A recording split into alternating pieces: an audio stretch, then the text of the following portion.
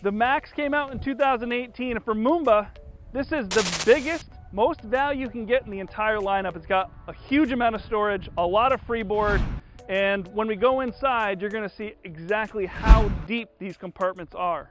In 2021, it gets some upgrades with a 7-inch touchscreen, standard gator step flooring, a new windshield, and some other nice features we're gonna take you through. Let's take a deeper dive inside this boat. 2021 Max, well, the name says it all. It's got the most amount of storage, the most amount of room in the bow, and the most amount of cockpit space in the value segment. It has extremely customizable surf wave, a sneaky flat ski wave, and seating for 17 of your friends. There's a lot more to this boat than meets the eye. We upgraded it with the 7-inch touchscreen, which we're going to take a closer look at. It does have the standard wireless charging pad, which is new for 2021, standard in the Max as well. Standard gator step flooring, which we did the brown CNC flooring on this one, which you see on the gunnels as well. And we matched it up with the dark gray and white marlin interior with a honey welt and a honey accent. I think it really plays well with the white fiberglass decking and the flooring that you see throughout the boat. This does have the bimini top with the surfboard storage, and on this boat we will have 2 8-inch Rev speakers along with the standard swivel board racks to be appointed on the outsides of this tower. Yeah, I wasn't joking when I said there's a ton of space in this boat. I'm 6'4" and I'm stepping on the bottom of the hull where they finished off where the ballast bags go, and it's past my navel. There's a ton of room in this boat. So whatever you think you need to bring along with you, you can in the Max, and that's why the name does say it all.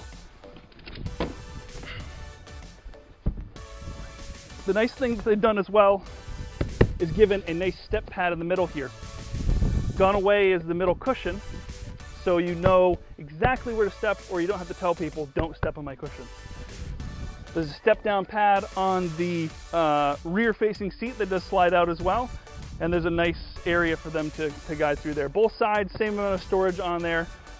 With this boat, with the ballast that you can put in this boat, or if you're one of those people that likes to upgrade, you've got the room to do that as well. Whether you want to stick some lead down there, take out some minimal space, or upgrade those bags to be the biggest amount of ballast you can have in the Max, you can do that. This thing can be maxed out. Let me show you the rear facing seat and how easily it slides with one hand. I pick up on the front, and that's it. Now you've got seating for 3 more people to be facing in the rear, as well as you're waiting more people where you want to put additional ballast for the boat as well. So it's got dual fold functionality, but it helps everybody to be facing backwards that want to see the riders. Storage doesn't disappoint when you get inside the boat either. As I lift these cushions up, we've got finished off compartments inside. Now I welcome you, if you're looking at other brands, to step inside those compartments and step up and down. How solid is that compartment feel? How solid is it going to be 10 years down the line? One of the value pieces with Moomba is the quality of construction, and you'll see that when you actually get inside and under the deck and see how they arrange their wiring or how they finish off the inside of their storage compartments.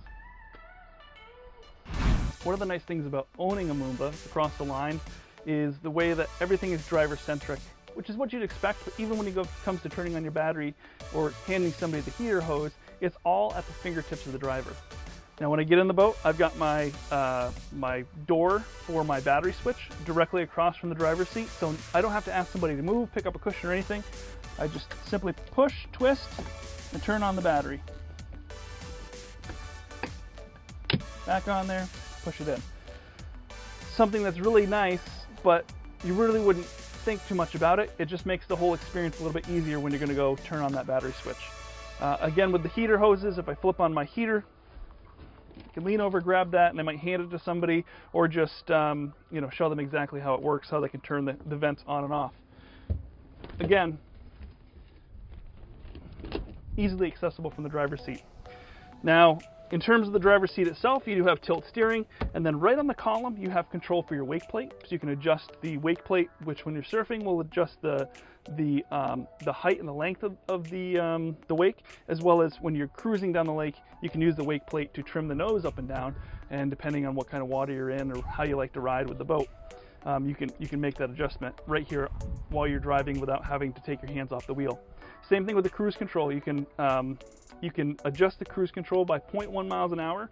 This boat is optioned with the GPS cruise control, so it is as specific to 0.1 miles an hour. It's very, very accurate, and being able to adjust that speed, whether you're doing a sport like surfing or wakeboarding or water skiing, or literally just cruising down the lake, you can use that toggle switch to adjust that speed very easily. Right off the right-hand side of my steering wheel here is the Fusion stereo. I also have controls, tactile controls for my Flow Surf tabs for left and right, my blower next to the key, as well as my horn. On this side, my tactile switches for my courtesy lights, my bilge, my heater, my navigation lights, and then manual switches for filling and draining your ballast are right here as well. Now, of course, with auto wake, which is like cruise control for your wakes and waves, you can touch the auto wake on the touchscreen and have your settings for your cruise control as well as your ballast done automatically through that system. So you've got the option of using the tactile switches, filling ballast maybe when you're just headed out on the lake, or if you just hit auto wake, and depending on what you're going to do for a sport, it's going to achieve the same pitch and roll that it's looking for within that system and fill up your ballast accordingly.